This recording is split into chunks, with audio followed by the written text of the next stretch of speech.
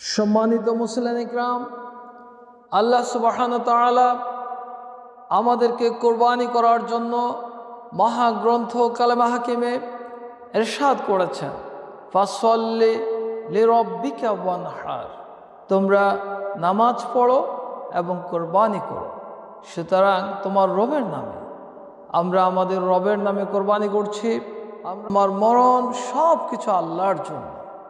সুতরাং আমাদের নামাজ, আমাদের কোরবানি, আমাদের জীবন, আমাদের মরণ সব কিছু মহান রবের জন্য আমাদেরকে উৎসর্গ করতে হবে। আল্লাহ সুবহানাহু ওয়া তাআলা আমাদেরকে সে তৌফিক দান করুন। আল্লাহর সাথে আমাদের যে সম্পর্ক, সে সম্পর্ক হচ্ছে বেচা কেনার সম্পর্ক। আল্লাহ আমাদের থেকে কিনে নিয়েছেন আমাদের জান, আমাদের সম্পদ, আমাদের মাল, বিনিময় দিয়েছেন জান্নাত। সূরা তাওবা আল্লাহ রাব্বুল আলামিন ইরশাদ করেছেন, ইন্নাল্লাহা আশতারা মিনাল মুমিনিনা আনফুসাহুম ওয়া আমওয়ালাহুম বিআন্না লাহুমুল জান্নাহ, নিশ্চয়ই আমি মুমিনদের থেকে তাদের জান, তাদের সম্পদ কিনে নিয়েছি, বিনিময় হলো জান্নাত। আজ আমাদের কাছে যেই জীবন রয়েছে, সম্পদ রয়েছে, সবগুলো হচ্ছে আমানত। এগুলো আল্লাহ রাব্বুল আলামিন কিনে নিয়ে আমাদের কাছে আমানত রেখেছেন। আমরা যদি আমাদের মনে করি আমরা ভুল করব, এগুলো যদি আমাদের হতো তাহলে আমরা এগুলোকে ব্যবহার করার জন্য কাউকে জিজ্ঞেস করা লাগতো না, কারোর অনুমোদনও প্রয়োজন ছিল না। কিন্তু আমাদের কাছে আমানত হওয়ার কারণে আল্লাহর জীবন, আল্লাহর সম্পদ আমরা আমানত হিসেবে ব্যবহার করব। এই কারণে মার্জিন রয়েছে, আল্লাহ রাব্বুল আলামিন যতটুকুন ব্যবহারের অনুমতি দিয়েছেন ততটুকু। যদি আমরা হালাল কাজেও প্রয়োজনের অতিরিক্ত সম্পদ খরচ করি, এটিও আমাদেরকে অনুমোদন দেওয়া হয়নি। আমাদেরকে অপচয় করতে নিষেধ করা হয়েছে, ইসরাফ করতে নিষেধ করা হয়েছে, অতিরিক্ত খরচ করতে নিষেধ করা হয়েছে। যদি আমাদের হতো তাহলে তো আমাদের এই নিষেধের কোনো তোয়াক্কা করার প্রয়োজন ছিল না। এটা আমাদের নয়, এ কারণে আমাদের জন্য মার্জিন রয়েছে। আমরা চাইলেই আমরা ব্যবহার করতে পারবো না। আমরা ব্যবহার করতে হবে মহান রবের মর্জি মতো। তাহলেই আমরা আল্লাহ রাব্বুল আলামিনের সাথে যে চুক্তি, ক্রয় বিক্রয়ের চুক্তি, আল্লাহ আমাদের থেকে জান এবং সম্পদ কিনে নিয়েছেন, বিনিময় জান্নাত দিয়েছেন, আমরা পরকালে সে জান্নাতের মালিক হব। আমরা ছিলাম জান্নাতে, আমরা আসছি জান্নাত থেকে। যখন আসছি তখন আল্লাহ তাআলা আমাদেরকে বলেছেন, কুল নাহবিতু মিনহা জামিআ, তোমরা এই জান্নাত থেকে নেমে যাও।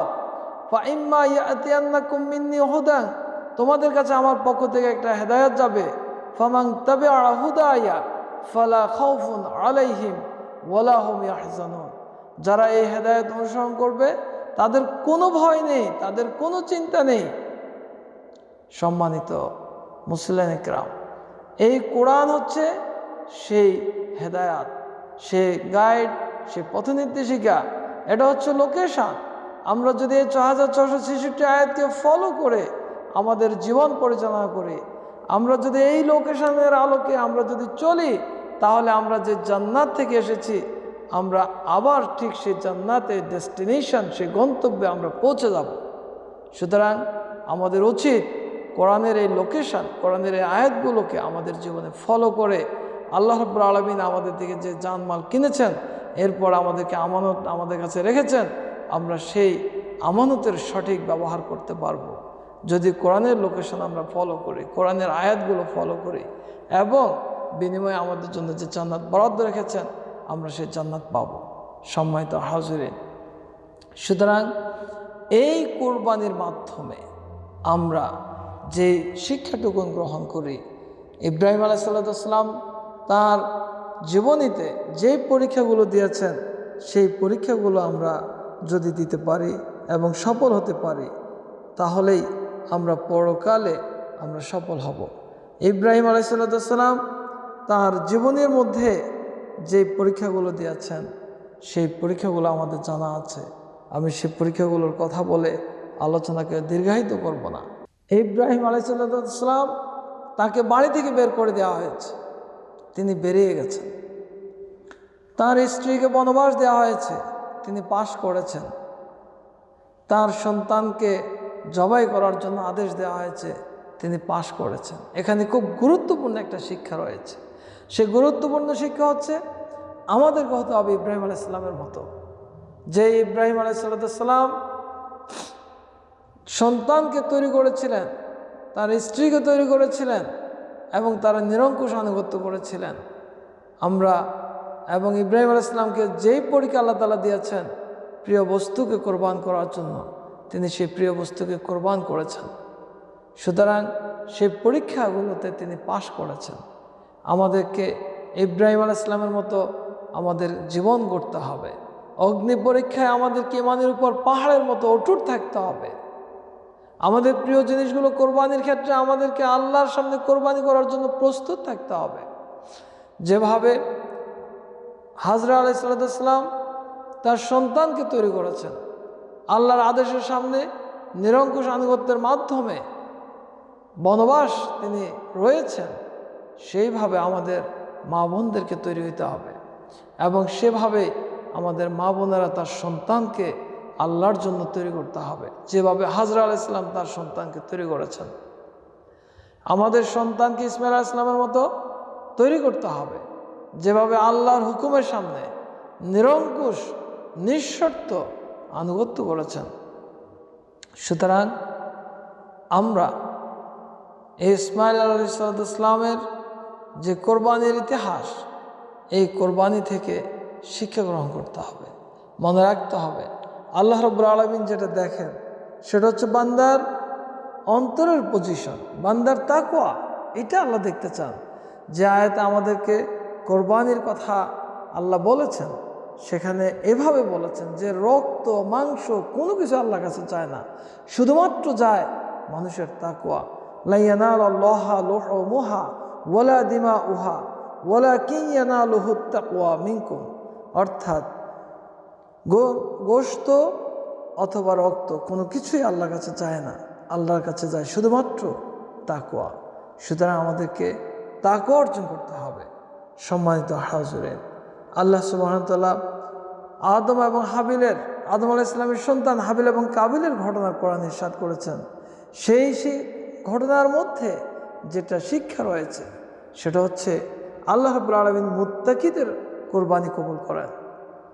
সেই আদম আলাইহিস সালামের সন্তান হাবিল এবং কাবিলের কথা সূরা মায়দা 27 নম্বর আয়াতে আল্লাহ তাআলা বলেন, ওয়াতলু আলাইহিম নাবা আবনা আদামা বিল হক ইয কররাবা কুরবানান ফাতুকব্বিলা মিন আহাদিহিমা ওয়া লাম ইউতাকাব্বাল মিনাল আখারি ক্বালা লা আকতুলান্নাকা ক্বালা ইন্নামা ইয়াতাকাব্বালুল্লাহু মিনাল মুত্তাকিন। অর্থাৎ আর তাদেরকে আদমের দু ছেলের সঠিক কাহিনী শুনিয়ে দাও। তারা দুজন কোরবানি করলে তাদের একজনের কোরবানি কবুল করা হলো, অন্যজনেরটা কবুল করা হলো না। সে বলল আমি তোমাকে হত্যা করব। সে জবাব দিল আল্লাহ তো মুত্তাকিদের নজরানা কবুল করেন। অর্থাৎ হাবিল এবং কাবিল যখন কোরবানি পেশ করেছিল তখন হাবিল মুত্তাকি তাকওয়ার সাথে কোরবানি পেশ করেছিল, সব কিছু উজাড় করে আল্লাহর জন্য, সুন্দর ভালো জিনিস। আর কাবিল সে জাস্ট দায় সারা গোছের কোরবানি করেছিল। আসমান থেকে আগুন এসে হাবিলেরটা জ্বালিয়ে পড়ে দিয়েছে, অর্থাৎ সেটা কবুল হয়েছে আর কাবিলেরটা কবুল হয়নি। সেখানে আল্লাহ বলেছেন যে ইন্নামা ইয়াতাকাব্বালুল্লাহু মিনাল মুত্তাকিন। অর্থাৎ এটা আল্লাহ তাআলা কোরআনে কোট করে দিয়েছে যে হাবিল যখন জবাব দিল আল্লাহ মুত্তাকিদের নজরানা কবুল করে থাকেন। সম্মানিত হাজিরিন, সুতরাং মনে রাখতে হবে কোরবানি কবুলের সাথে তাকওয়া শর্ত, এবং আল্লাহ তাআলা তাকওয়াই দেখতে চান। প্রিয় জিনিস আল্লাহর জন্য স্বতঃস্ফূর্ততার সাথে সে কোরবানি করে কিনা।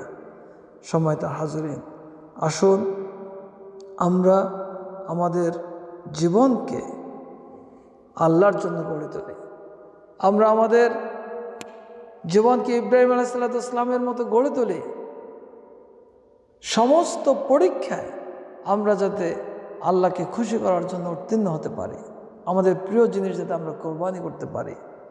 আসুন আমরা আমাদের সন্তানদেরকে ইসমাইল আলাইহিস সালামের মতো গড়ে তুলি, যাতে আল্লাহর সিদ্ধান্তের সামনে নিঃশর্তে আনুগত্য পেশ করে, জীবন কোরবানি করার ক্ষেত্রে কোনো রকমের কুণ্ঠাবোধ যাতে না করে। আমরা আমাদের মা বোনদেরকে হাজরা আলাইহিসসালামের মতো গড়ে তোলে, যাতে করে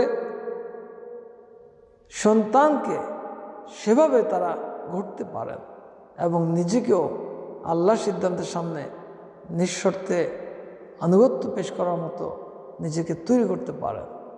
আজকের এই দিনে, এই ঈদুল আজহার দিনে আমরা আমাদের জন্য, আমাদের পরিবারের সদস্যদের জন্য, আমাদের আত্মীয় স্বজনের জন্য, সারা দুনিয়ার সকল মুসলিম নরনারীর জন্য আমরা দোয়া করি। আল্লাহ রাব্বুল আলামিন যাতে সবার দোয়াগুলো কবুল করেন, সবার কোরবানিগুলো কবুল করেন, সবাইকে মাফ করে দেন। যারা হজে রয়েছেন তাদের হজ কবুল করে, যাতে হজে মাবরুর নসিব করে, নিষ্পাপ হয়ে মায়ের গর্ভ থেকে ভূমিষ্ঠ হলে যেভাবে নিষ্পাপ থাকেন সেভাবে নিষ্পাপ হয়ে তারা যাতে আমাদের মাঝে ফিরে আসতে পারেন, আমরা তাদের জন্য দোয়া করি। সর্বোপরি আল্লাহ রাব্বুল আলামিন আমাদের এই ঈদের নামাজ কবুল করুক, আল্লাহ তাআলা আমাদেরকে গুনাহমুক্ত জীবন দান করুক এবং মৃত্যু পর্যন্ত আমাদেরকে গুনাহ থেকে দূরে থাকার তৌফিক দান করুক, সমস্ত নেক কাজগুলো করার তৌফিক দান করুক। আল্লাহ রাব্বুল আলামিনের সকল ধরনের হুকুম আহকাম সন্তুষ্টির সাথে, তাকওয়ার সাথে, ইহসানের সাথে পালন করার তৌফিক দান করুক। আমা তাওফীকুনা ইল্লা বিল্লাহ। আসসালামু আলাইকুম ওয়া রাহমাতুল্লাহি ওয়া বারাকাতুহু।